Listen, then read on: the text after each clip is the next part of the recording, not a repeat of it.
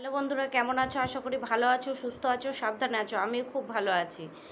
আবারও দিনের second video নিয়ে চলে এলাম। ভিডিওটা ধবলার দেখলাম। ধবলার ভিডিও দেখার পরে কিছু কথা মনে হলো। ভিডিওটা শুরু করলো ছাদ থেকে।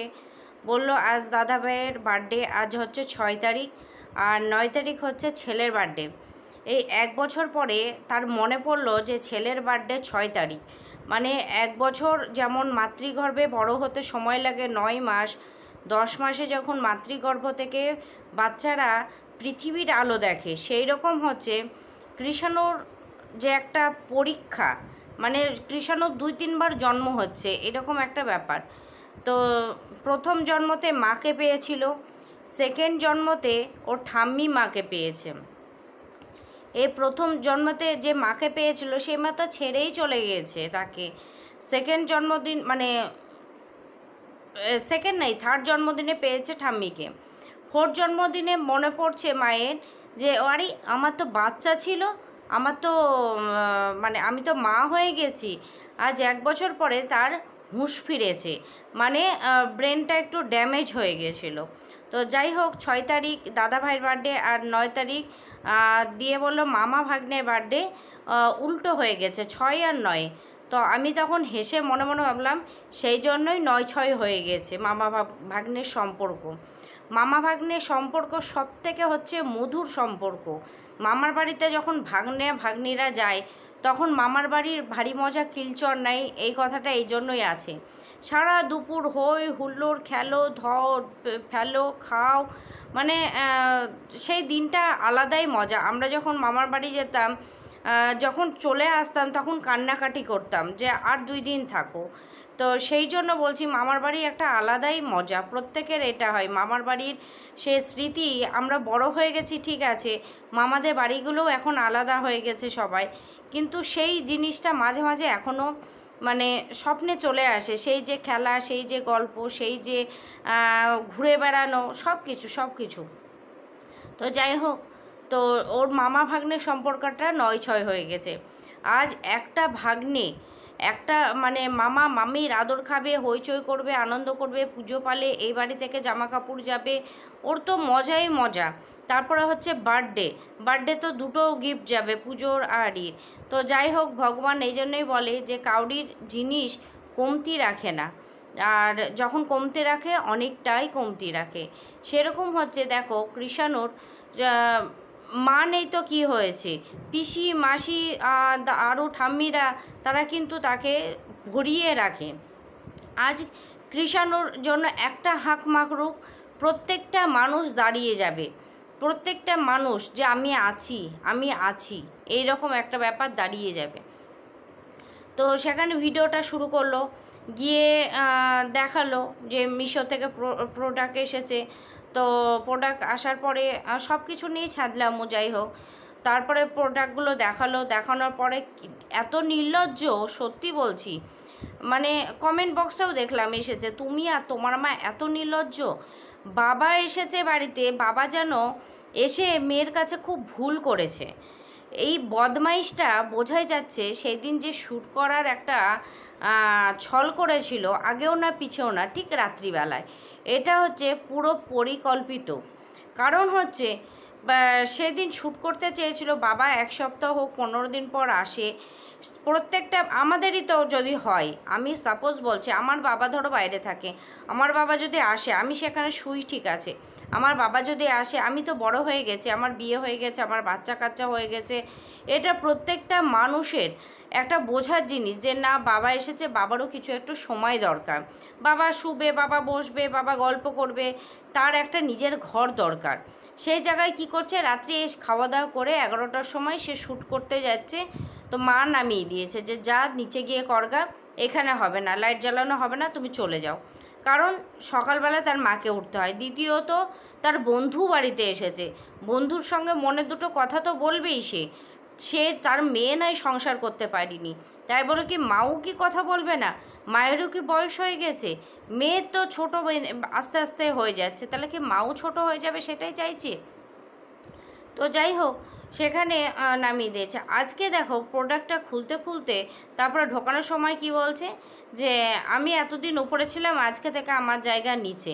মানে খুব কষ্ট, এ কথাটাও বলতে হয় মানুষকে যে না আজকে থেকে আমি বাবা মায়ের কাছে শুতাম, সেটা আমাকে নিচেই শুতে হবে। এটা বলার কোনো কথা বলো তো?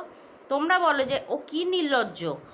সেই জন্যই বাবা এলে বাবার সঙ্গে ওর যে মানে গদগদ ব্যাপারটা, যে ছোট ব্যাপারটা, সেটা বেশি দেখায়। মানে কি বলবো, বলতেও খারাপ লাগে এইসবগুলো, তবু বলতে মানে তোমরা বুঝে নাও যে ওর ছেলে দেখলেই এখন ছেলেদের প্রতি আসক্তটা বেড়ে যাচ্ছে।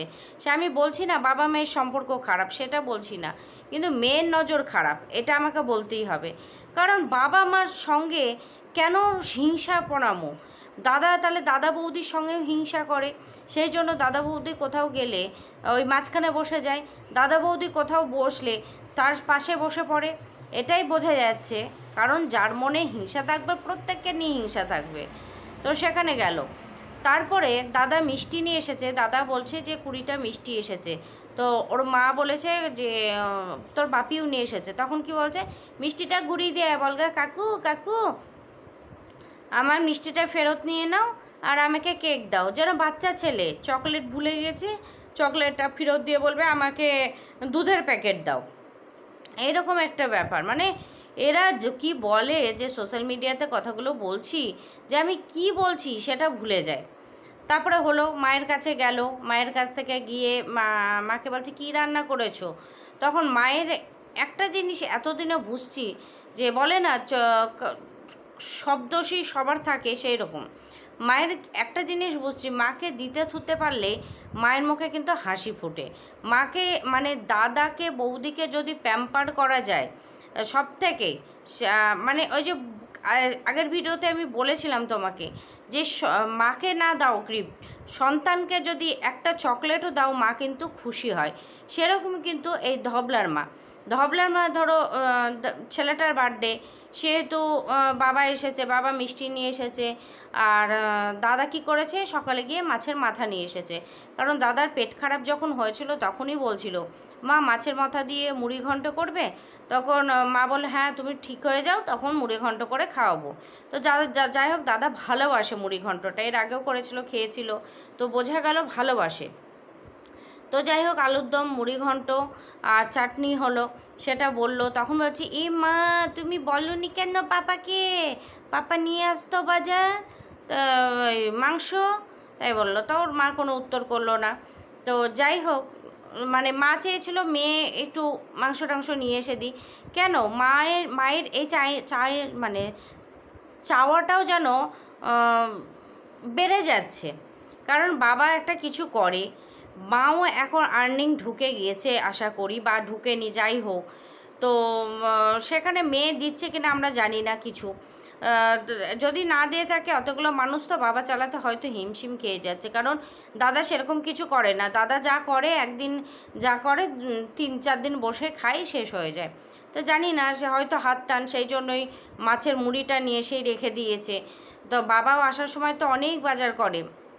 আর একটা কথা বলি, বাবা বাজার করে, বাবা মিষ্টি নিয়ে এসেছে, এটা তোমার কার ভিডিও, ওর মায়ের ভিডিওতে বোধহয় দেখলাম মিষ্টি নিয়ে, হ্যাঁ মায়ের ভিডিওতে মিষ্টি নিয়ে এসেছে, ব্রেড নিয়ে এসেছে, কলা নিয়ে এসেছে, তারপরে তোমার এটা ওটা নিয়ে এসেছে এক কথায়।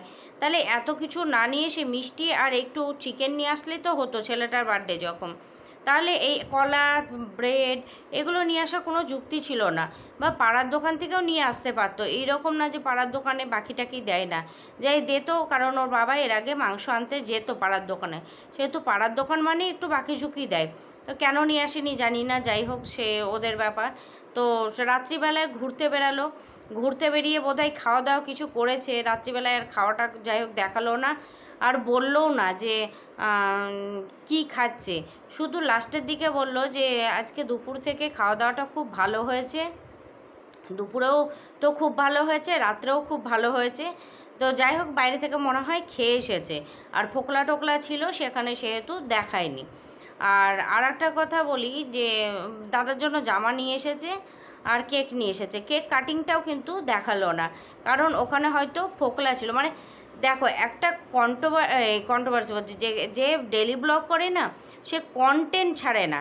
এই যে সন্দীপকে তোমার দালাল বলে না যে এই মিষ্টির প্যাকেট কিনেছি সেটা দেখাসনি, এই শাড়ি কিনেছি সেটা দেখাসনি, এটা কি তুই ছাড়তে পারিস? সেরকম ধবলা কেকটা কিনলো, কেকটা কাটিং করা দেখালো না কিন্তু, বা রাত্রেবেলায় যা কি খেলো না খেলো সেটাও কিন্তু দেখালো না, কারণ সেই জায়গাটায় অন্য কেউ ছিল, সেই জন্য এইটা দেখাতে পারিনি, কারণ কোন অ্যাঙ্গেল থেকে কিভাবে ধরা পড়ে যায় সেহেতু কিন্তু দেখায়নি। তো চলো বন্ধুরা, ভিডিওটা এইটুকুই রাখলাম। সরি সরি সরি তো ভিডিওটা এইটুকুই রাখলাম, যখন বললাম ঠিক আছে আর ছোটো করেই করলাম। তো ভিডিওটা এইটুকু রাখলাম, ধবলার জিনিসগুলো দেখলাম, দেখার পরে ভাবলাম যে ছেলের কথা বলেছে, ছেলের আজকে তো 8 তারিখ হয়ে গেল, 9 তারিখ, কালকে 9 তারিখ, দেখা যাক কি হচ্ছে। প্রতিটা মানুষ আমরা ওয়েট করে আছি যে কি হচ্ছে। আর সন্দীপদের বাড়িতে তো ব্রাহ্মণ থেকে আসা থেকে শুরু করে তোমার রান্নাবান্না কি হবে না হবে, স্লিপ করা থেকে, এটা করা থেকে ওটা করা থেকে শুরু হয়ে গেছে। মানে যে করে না সে নিঃশব্দে করে, আর যে ঢাকঢোল পিটায় সে কোনো কিছুই করে না। তো এরকম একটা কথা আছে, সেই রকম হচ্ছে ধবলার। এই আসছে আসছে আসছে আসছে করে করে মাথা পাগল হয়ে গেল, ছেলে আর আসলো না, আর ছেলে যাবেও না, ছেলে বড় হয়ে গেছে, যদিও নিয়ে যায় রাখতে পারবে না, কারণ ওর চাহিদাটা শুধু ওর ঠাম্মি দাদাই আর ওর বাবাই বোঝে, কারণ ও প্রচণ্ড জেদি, ওকে রাখা ওদের পক্ষেই সম্ভব। তো চলো বন্ধুরা, ভিডিওটা এইটুকু রাখলাম, যদি ভালো লাগে একটা করে কমেন্ট করো। চলো টাটা।